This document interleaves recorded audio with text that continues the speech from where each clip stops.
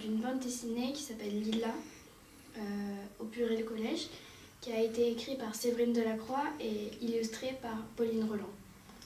Donc c'est l'histoire d'une fille de 11 ans qui rentre au collège et qui a deux meilleurs amis. Et elle est amoureuse d'un garçon qui s'appelle Anthony, qui est dans sa classe. Et ils sont tous les deux amoureux, mais ils se le disent pas. Et il y a une fille dans la classe dans leur classe qui est vraiment, on va dire méchante, voilà. Non. Elle est jalouse et en fait elle va tout faire pour que leur amour n'existe pas. Mais en même temps, c'est pas par rapport vraiment à Lila, mais il y a les meilleures amies de Lila. Elles sont amoureuses de son grand frère.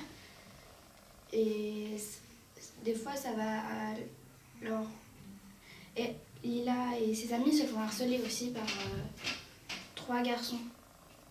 Et en fait, petit à petit, on va avoir plus de détails qui vont nous aider à comprendre le fil de l'histoire.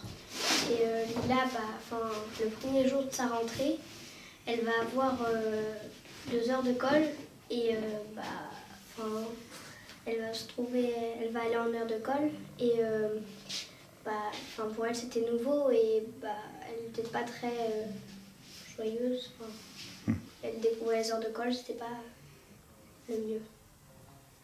Moi j'ai bien aimé ce livre parce que c'est attachant et on peut facilement se positionner dans la peau de personnages, pas forcément le personnage principal, mais on peut s'attacher et ça va nous aider à rentrer dans le livre plus facilement et ça va être plus fluide pour la lecture.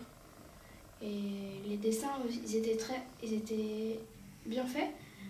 Ils n'étaient pas trop précis, ni c'était pas aussi des croquis, mais ils étaient assez beaux. Moi j'ai aussi bien aimé ce livre parce que je trouvais qu'il y avait de l'humour. Oui aussi qu'on pouvait se mettre dans la peau des personnages parce que c'est vraiment les personnages n'ont rien